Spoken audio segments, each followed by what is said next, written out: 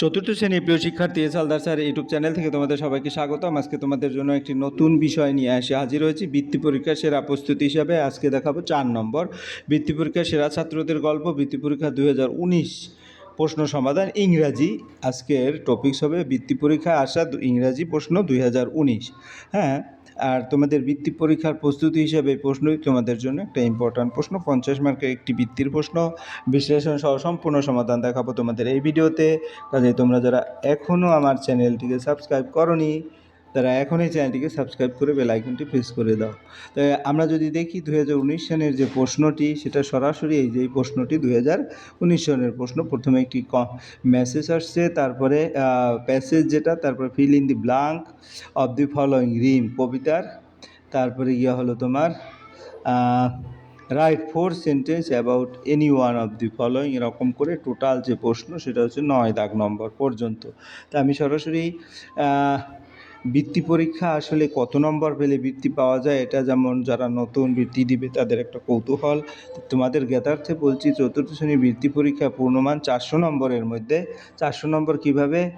বাংলা আছে 100 মার্ক, ইংরাজিতে 50, তারপরে বিজ্ঞানে 50, এই 200, আর তোমাদের একটা হচ্ছে অঙ্ক 300 এবং একটা হচ্ছে তোমার সামাজিক বিজ্ঞান, যেটা 100 মার্কের পরীক্ষা হয়ে থাকে। হ্যাঁ, তাই 400 মার্কের মধ্যে 395 নম্বর পেয়ে প্রথম স্থান অধিকার করছে বীরভূম জেলার সরোজিনী দেবী শিশু শিক্ষা মন্দিরের ছাত্র ত্রিয়ঞ্জন চট্টোপাধ্যায়। হ্যাঁ, এরপরে গিয়ে হলো তোমার 392, অর্থাৎ 390-এর উপরে যদি পাও তাহলে তুমি বৃত্তি পাবে, প্লাস প্লেসেও থাকবে। ঠিক আছে, কাজে তোমরা এখন থেকে খুব ভালো করে পড়বে। নদিয়া জেলার কল্যাণীর রবি তীর্থ বিদ্যালয়ের ছাত্র অদ্রি মিত্র তৃতীয় হয়েছে, তার প্রাপ্ত নম্বর 391। ঠিক আছে, এরপরে আমরা যদি 2024 সালেও দেখি, 397 পেয়ে 3 জনই ফার্স্ট হয়েছে। একটা হচ্ছে কুচবিহারের উদ্দিমান দে, স্বপ্নীল মণ্ডল এবং দক্ষিণ 24 পরগনা অর্ঘ্যদীপ আদক। ঠিক আছে, যাই হোক,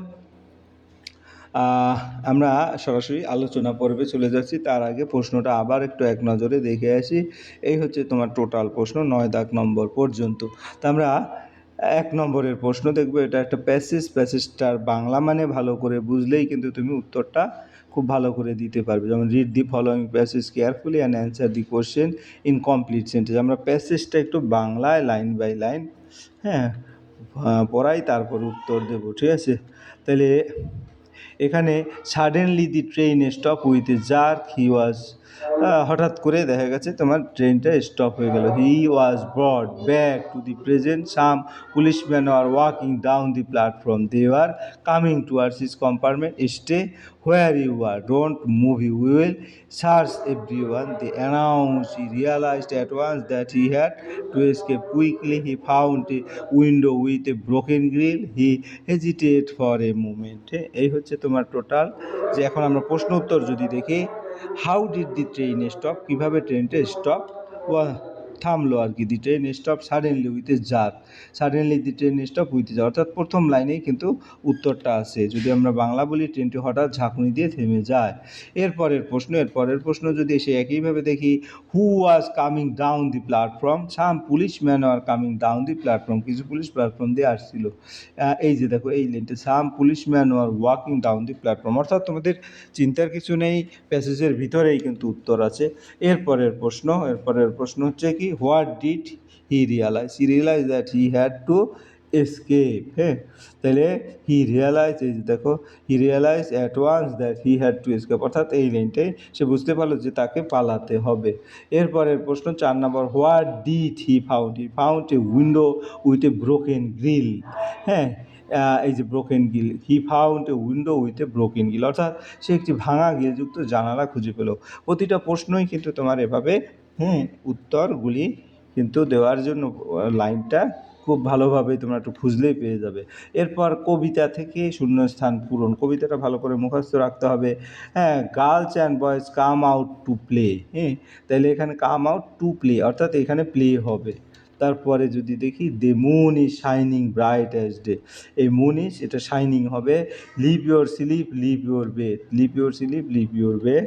তারপরে and come with your play dinner into the street. ঠিক আছে, ফেলোস ইনটু দি স্ট্রিট, অর্থাৎ leave your dinner and come with your play হ্যাঁ, ফিলো ইন্টু দি স্ট্রিট। আমরা যদি বাংলা দেখি, ছেলেমেয়েরা খেলতে বেরিয়েছে চাঁদ দিনের মতো উজ্জ্বল, এরকম করে। যাই হোক, এরপরে আমরা চলে যাব 3 নম্বর প্রশ্নে। Write 4 sentence about any one of the following. এখানে Ishwarchandra Vidyasagar, your school, tiger, 3টে আছে। আমরা প্রথমেই দেখব ঈশ্বরচন্দ্র বিদ্যাসাগর। হ্যাঁ, Ishwarchandra Vidyasagar was a great scholar. হ্যাঁ, ঈশ্বরচন্দ্র বিদ্যাসাগর একজন মহান পণ্ডিত ছিলেন। তারপরে he was very kind and helpful. হ্যাঁ, তিনি খুব দয়ালু এবং সাহায্যপ্রবণ ছিলেন। তারপরে he work for women's education. হ্যাঁ, তিনি নারী শিক্ষার জন্য কাজ করেছিলেন। হি হেল্প পুয়ার পিপল, তিনি গরিব মানুষদের সাহায্য করতেন। হ্যাঁ, তো এই 4টা হয়ে গেল। এরপরে হচ্ছে your school. My school is very and big, very beautiful and big. আমার স্কুল খুব সুন্দর এবং বড়। There are many classroom in my school. আমার স্কুলে অনেক শ্রেণীকক্ষ আছে। Our teacher teaches us nicely, আমাদের শিক্ষকরা আমাদের সুন্দরভাবে পড়ান। I love my school very much, আমি আমার স্কুলকে খুব ভালোবাসি। এরপরে টাইগার, টাইগার দিয়ে যদি করি তাহলে কী হবে? Tiger the tiger is wild animal, বাঘ একটি বন্য প্রাণী। It is very strong and dangerous, এটা খুব শক্তিশালী এবং বিপজ্জনক। ইট লিভস ইন ফরেস্ট, এটা জঙ্গলে থাকে। It is flesh of other animal, এটি অন্য প্রাণীর মাংস খায়। এরপরে আমরা চলে যাব ভোকাবুলারিতে। We should always try to, এখানে কোনটা হবে? অ্যাভয়েড টু টেলিং লাইস, অর্থাৎ আমরা যদি বাংলাটা দেখি, হ্যাঁ, আমাদের সবসময় মিথ্যা বলা এড়ানো উচিত। অ্যাভয়েড হতে এড়ানো। এরপরে after the rain there was no dust on the road. হ্যাঁ, তাহলে বৃষ্টির পরে রাস্তায় ধুলো ছিল না। হ্যাঁ, তারপরে the bird flew to the sky, পাখিটি আকাশে উড়ে গেল। তারপরে দি ওল্ড ম্যান ওয়াজ কফিং দি এন্টায়ার লাইফ, বৃদ্ধ লোকটি সারা জীবন কাশি করছিল। এরপরে match the bird with their calls, duck, ক্রো এরকম আছে, তো কে কীরকম ডাকে সেটা দেখাতে হবে। ডাক কোয়াক, অর্থাৎ হাঁস কোয়াক শব্দ করে। তারপর ডোভ কু, ঘুঘু কুকু শব্দ করে কবুতর। আর কোক ক্রো, অর্থাৎ মোরগ কোকরু কোকরু করে। আর আউল হচ্ছে হুট, অর্থাৎ হুট শব্দ করে। যাই হোক, এভাবে তোমাদের মিলিয়ে দিতে হবে। এরপরের প্রশ্ন, মেক সেন্টেন্স। ব্রুম, ব্রুম দিয়ে I clean the floor with a broom, আমি ঝাড়ু দিয়ে মেঝ পরিষ্কার করি।